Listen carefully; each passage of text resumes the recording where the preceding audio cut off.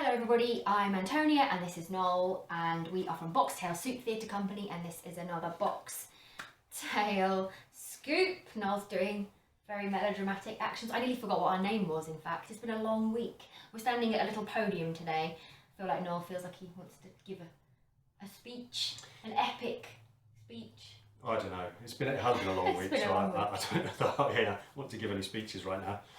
We've been rehearsing the show this week and we have now got to the stage where we are happy with the entire thing and we are doing runs of the show and just tweaking little bits here and there to make sure that they're as good as we want them to be. Yes, the show as a whole is there and we're just sort of polishing things as we go through and making sure it's all up to the same standard. One of the things that we noticed that we had to do a couple of times this week was a little bit of sort of more specific puppet choreography.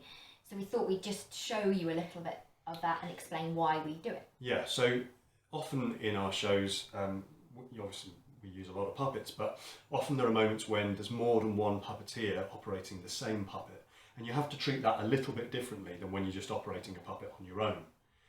Obviously, if you've got a different person controlling each arm, and they're doing things independent of each other, they're not listening and they're not aware of what the other puppeteer is doing, it can just look like chaos. It can just look like the puppet is all over the place and you lose that sense of them being natural and them being, bringing them to life.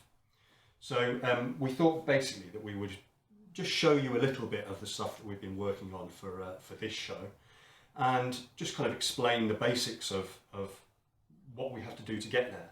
So the fact that we choreograph things just a little bit more than we normally would if it was a single person operating a puppet on their own, just to make sure that you're moving in concert and in tandem and that you're doing things together. I was going to say before we grab the puppet that the other useful thing is obviously you have to be aware of what the other puppeteer is doing, and it really helps to have some kind of other physical contact with them. So if we're operating the puppet out If I've here, got the head and one arm.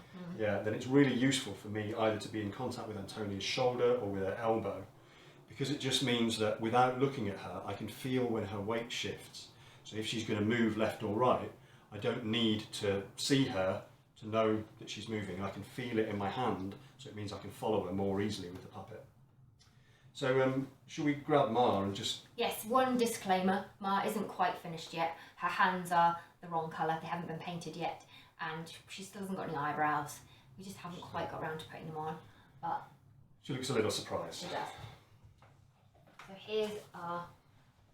this is Hansel and Gretel's parent, Ma, and at the beginning she's doing a little sequence where she's sort of counting out little piles of money to see if she's got enough saved for Christmas. They may be a bit difficult to see because they're kind of camouflaged at the moment. Everything's covered in papier-mâché newspaper. So as you can imagine, this could be particularly messy with two of us, because we wanted to make sure that we had a nice little sequence here where both of her arms could be used to count out these piles of money. Yeah. And now maybe we just do a little bit of it. Should we do it to bringing the money in, or...? We'll do it to the end of that little line. Yeah, okay, cool. So this is what we then ended up choreographing. Now then, if I'm careful, I shall have just enough for Christmas dinner, one present for Hansel there and one for Gretel. Oh, I do hope they won't be too disappointed, but I really can't afford any more this year. And then Hansel and Gretel enter the scene. Yeah. So it's very simple, but hopefully you can see that it makes a big difference knowing what the other person is doing and listening and waiting to make sure that you're working together. The other thing that's very important is that the next layer, once you've sort of worked out what each hand does, is to make sure that the puppet is looking at what they're doing too. Because if they're not looking at it, then it just looks very disconnected. And that's one thing if you are being the head, where you have to remember what the other arm is doing. So although your arm might be here, if the other arm is pushing the pile over there, you need to be watching that one at that point. Otherwise that looks strange. Well, by and large, it is whoever's operating the head who is kind of leading the action, really.